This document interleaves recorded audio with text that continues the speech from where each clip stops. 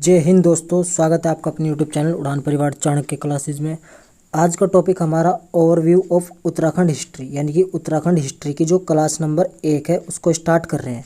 यहाँ से आपको यदि हिस्ट्री की पूरी डिटेल आपके दिमाग में सेट हो जाती है, एक हिस्ट्री का रोड मैप सेट हो जाता है, तो आपको हिस्ट्री पढ़नी बहुत आसान हो जाएगी और आपको इंटरेस्ट आएगा उत्तराखंड की हिस्ट्री को पढ़ने में। ठीक है, सबसे पहले हिस्ट्री के लिए आपको इतिहास के स्रोत को जानना जरूरी है कि जो उत्तराखंड की हिस्ट्री है उसके स्रोत हमें कहाँ से मिले हैं या कैसे प्राप्त होते हैं। तो इतिहास की जानकारी उत्तराखंड के हम दो तरीके से पढ़ते हैं, एक तो साहित्यिक तरीके से लिटरेचर के तौर पर, एक पुरातात्विक यानी कि पुरानी चीज़ों के जो तत्व मिले हैं उसके आधार पर इतिहास को दो भाग में बांटा गया है, साहित्यिक और पुरातात्विक। पुरातात्विक के अंतर्गत हम 3 भाग पढ़ते हैं, प्राग ऐतिहासिक काल, आदि ऐतिहासिक काल और ऐतिहासिक काल, यानी कि प्री हिस्ट्री, प्रोटो हिस्ट्री और हिस्टोरिकल पीरियड, ये इसके कालखंड हो गए। इसी में जो आपको ध्यान रखना है, प्राग ऐतिहासिक काल को पाषाण काल कहा जाता है क्योंकि सबसे पुराना हिस्ट्री का पहला पार्ट ही ये प्राग ऐतिहासिक काल, तो पत्थरों का यूज हुआ था इसमें, इसलिए इसको पाषाण काल बोला जाता है। आदि ऐतिहासिक काल, पौराणिक काल। पौराणिक काल क्यों है? क्योंकि पुराण ग्रंथ वगैरह सब किस में आए? आदि ऐतिहासिक काल में, तो ये पौराणिक काल हो गया है। ठीक है, ऐतिहासिक काल जो अब फिलहाल चल रहा है, इसको कैसे पढ़ा जाता है? देखो, साक्ष्य को आधार मानकर कैसे पढ़ेंगे? पुरातात्विक स्रोत तो सब जगह से प्राप्त हो, यदि वो पुरातात्विक स्रोत लिखित नहीं है तो उसको बोलेंगे हम प्राग ऐतिहासिक काल, यानी कि पाषाण काल। जो पत्थर वगैरह मिले वो लिखित में नहीं आते, कोई औजार मिल रहा है तो लिखित में नहीं आएगा। लेकिन आदि ऐतिहासिक काल जिसको हम प्रोटो हिस्ट्री बोलते हैं, पुरातात्विक स्रोत तो हो और लिखा हुआ भी हो लेकिन पढ़ा नहीं जा सका हो, तो किस में आएंगे? आदि ऐतिहासिक काल में आएंगे। ऐतिहासिक काल यानी कि इतिहास को क्या बोलेंगे? जिसमें पुराने तत्व भी हों और पढ़े भी जा सके हों और लिखित हों। जब लिखित है तो पढ़े भी जाएंगे, तब उसे बोला जाएगा ऐतिहासिक काल। ठीक, अब साहित्य के तौर पर यदि हम इसको देखें तो इसका डिवाइडेशन कैसे किया गया है? साहित्य के तौर पर एक तो धार्मिक साहित्य, कौन से? धर्म के आधार पर धार्मिक साहित्य, जो धार्मिक ग्रंथ हैं, सारे के सारे धार्मिक ग्रंथ। विदेशी साहित्य, जो विदेशी यात्री हैं, पुस्तक हैं जिन्होंने उत्तराखंड के बारे में उल्लेख किया है, उस सबको हम विदेशी साहित्य में पढ़ते हैं। लोक साहित्य, लोक गाथाएँ, अनुश्रुतियाँ होती हैं, जो लोगों के द्वारा कहे गए वचन हैं, लोकोक्ति हैं, उन सबको हम लोक साहित्य में पढ़ते हैं। उसके बाद चलता है हमारा ऐतिहासिक कालखंड।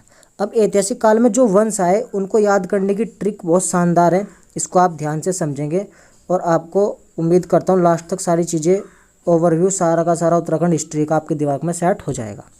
ऐतिहासिक काल जिसको लिखा भी गया है और पढ़ा भी गया है, इसके लिए ट्रिक है, जो सारे के सारे वंश हैं, क्योंकि इतिहास काल को हम 3 भाग में पढ़ेंगे ना, एक तो प्राचीन पढ़ेंगे, दूसरा मिडवियल यानी कि मध्य भारत पढ़ेंगे और तीसरा मॉडर्न। ठीक है, तो तीनों एनिशिएंट, मिडवियल और मॉडर्न, इन तीनों के डिवाइडेशन को पढ़ते हैं ऐतिहासिक काल में। उसी के आधार पर मैंने ट्रिक बनाई है, जितने भी वंश ने भारत में शासन किया है, कोई शक नाम बताओ पीके। यदि आपको किसी चीज़ पे शक हो तो आप नाम बताओ पीके बताओ, चाहे बिना पीके बताओ, आपको ये ट्रिक ध्यान रखनी है तो रखनी है। कोई शक तो नाम बताओ पीके, क्योंकि यहाँ से क्वेश्चन पूछ लेता है, बताइए किस वंश के बाद अगले वंश ने शासन किया, या उस वंश से पहले किस शासन का पतन हुआ, या उसने किस शासन के पतन के बाद सत्ता स्थापित की। तो इस टाइप के क्वेश्चन जो बनते हैं उस ट्रिक से डिपेंड होंगे सारे के सारे। ठीक है, तो कोई से ध्यान रखना है कुनिंद, कोई से क्या ध्यान रखेंगे? कुनिंद। शक से जो सा होगा शुरू वाला शक में, ये तो हो जाएगा शक वंश।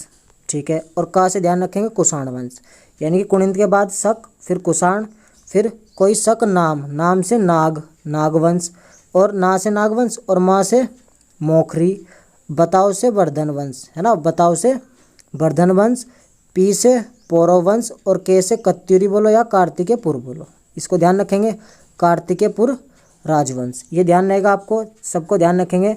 का से कुनिंद, ये लिखा हुआ ना, कुनिंद वंश। उसके बाद शक और कुषाण आए, फिर नागवंश, मोखरी वंश, वर्धन वंश, पौरव वंश। ठीक, और फिर उसके नीचे कार्तिकेयपुर या कत्यूरी वंश। जो कत्यूरी वंश की कत्यूरी शाखा थी, वो 3 टाइप से डिवाइड हो जाती है, एक तो रजवार, एक मलवंश और एक अशांति देव।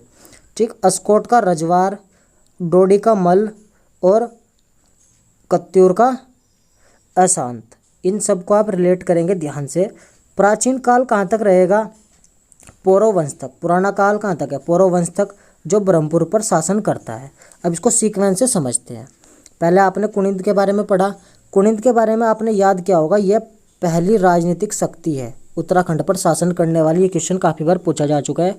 कुनिंद वंश, तो कोई शक नाम बताओ, पीके वाली ट्रिक आपको ध्यान रखेंगे तो पहली स्टार्टिंग में कुनिंद से स्टार्ट है, तो पहली राजनीतिक शक्ति कुनिंद वंश।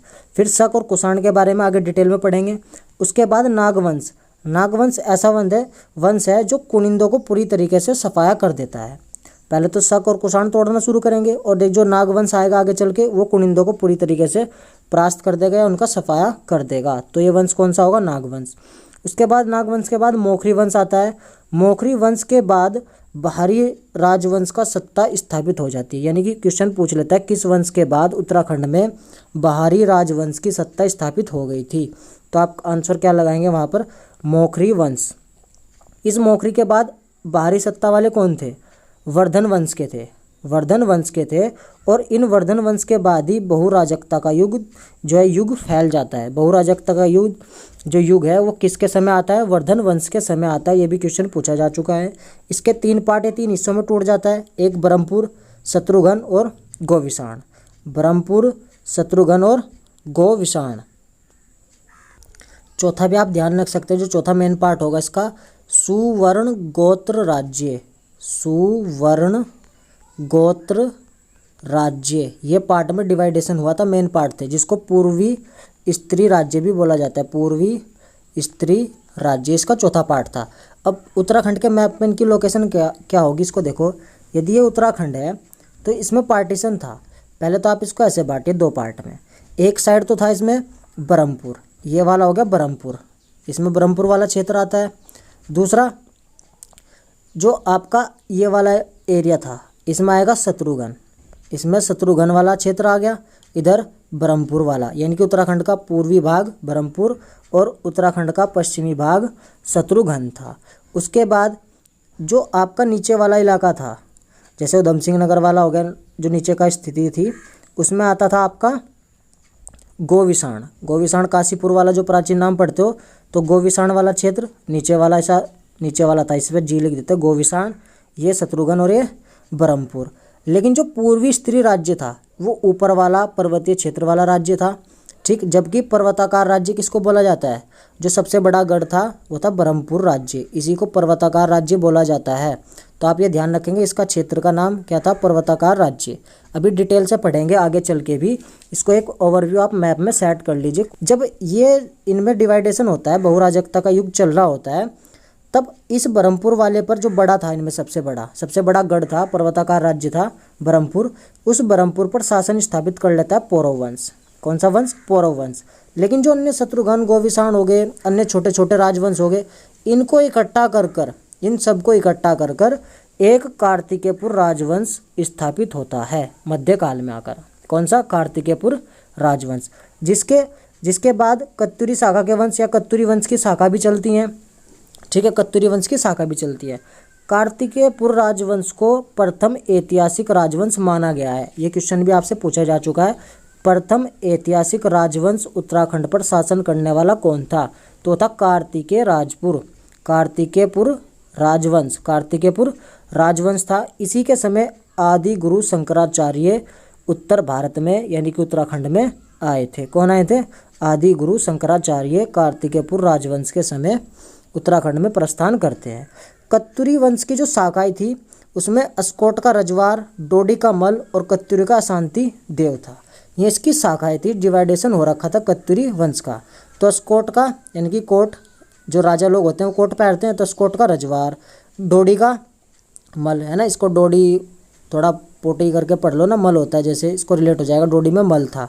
कत्यूर का अशांति देव, ठीक। उसके बाद जो ये शासन चल रहा था, धीरे धीरे उत्तराखंड में कुमाऊं क्षेत्र पर चंदवंश और गढ़वाल क्षेत्र पर पवार वंश का शासन होने लगता है। अब गढ़वाल और कुमाऊं वाला क्षेत्र कौन सा होगा? ये आपका उत्तराखंड का मैप, इसको 20 से डिवाइड कर दो। जो पूर्वी वाला भाग है यही कुमाऊं क्षेत्र कहलाया और जो इसका पश्चिमी भाग है ये इसका गढ़वाल वाला क्षेत्र कहलाया। इस गढ़वाल में सारे के सारे जो पवार वंश के राजा होंगे, परमार वंश या पवार वंश के राजा, वो शासन करेंगे, उसके बारे में पढ़ा जाएगा। इधर ये कुमाऊं हो गया, इस कुमाऊं वंश में कुमाऊं वाले क्षेत्र में चंद वंश के राजा जो इस पर शासन करेंगे, सारे के सारे चंद वंश के राजा शासन करेंगे। इसी के बराबर में उत्तराखंड के मैप में आप देखते होगे इधर की साइड नेपाल है, तो इस नेपाल में गोरखे रहते हैं। वो गोरखे अब इधर आक्रमण करना शुरू करेंगे, तो इधर चंदवंश पर अधिकार कर लेंगे। चंदवंश से अधिकार करने के बाद कहाँ गढ़वाल पर अधिकार कर लेंगे, और पूरे उत्तराखंड पर किसका अधिकार हो जाएगा, गोरखों का। ठीक, अब जब गोरखों का अधिकार हो गया तो मध्यकाल चला।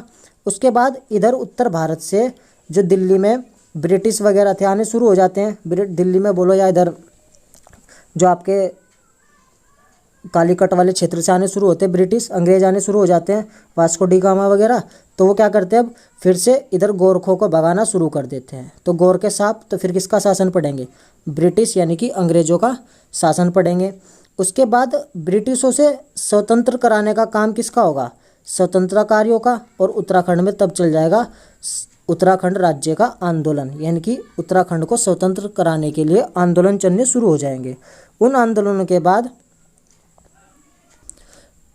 बहुत से उत्तराखंड के बहुत से लोग शहीद होंगे, और कुल मिलाकर फिर उत्तराखंड को आज़ादी भी दिलाएंगे। यानी कि पहले तो भारत आज़ाद होगा 1947 में जाकर, और फिर जब तक 2000 में उत्तराखंड नहीं बन जाता 9 नवंबर तक, तब तक ये स्वतंत्रता आंदोलन जारी रखते हैं। ये ओवरऑल हिस्ट्री का एक ओवरव्यू है आपके लिए, जो आपको उत्तराखंड में ओवरऑल कवर करना है। ठीक, यहाँ तक। तो अब दोस्तों जो नेक्स्ट वीडियो में पढ़ेंगे हम, इस साहित्य के अंतर्गत धार्मिक साहित्य, विदेशी साहित्य और लोक साहित्य वाली वीडियो को हम लेके आएंगे। तो आप यदि वीडियो चैनल पर नए हैं तो चैनल को सब्सक्राइब कर लें, और वीडियो को लाइक करें, अपनी हमें जो है सजेशन ज़रूर दें, ताकि हम आगे अच्छी अच्छी वीडियो आपके लिए शेयर करते रहें। आप इसको ट्रिक को एक बार और रिकॉल कर सकते हैं। कोई शक नाम बताओ पी के, तो कुनिंद वंश पहली राजनीतिक शक्ति, नागवंश ने पूरी तरह कुनिंदों का सफाया किया। मोखरी वंश, इस वंश के बाद भारी राजवंश स्थापित हुआ, कौन सा था, वर्धन वंश। और इसी वर्धन वंश के बाद बहुराजकता यानी कि बहुत सारे राज करने वालों का शासन चलने वाला वंश शुरू हो गया था। तो बहुराजकता का युग किसे बोला जाता है, वर्धन वंश के बाद उत्तराखंड में आता है। तो पौरव वंश, ब्रह्मपुर पर शासन करने वाला वंश पौरव वंश। प्रथम ऐतिहासिक राजवंश किसको माना जाता है, कार्तिकेयपुर राजवंश को। कत्यूरी की कितनी शाखाएं, 3 शाखाएं काम कर रही थी। और आदि गुरु शंकराचार्य जी थे, जो किस वंश के अंतर्गत उत्तराखंड में आते हैं, कार्तिकेयपुर राजवंश के अंतर्गत उत्तराखंड में आते हैं। तो दोस्तों आज के लिए इतना ही, फिर मिलेंगे नई वीडियो में नए टॉपिक के साथ, यानी कि जो आपको बताया टॉपिक उसके साथ। तब तक के लिए जय हिंद, जय भारत।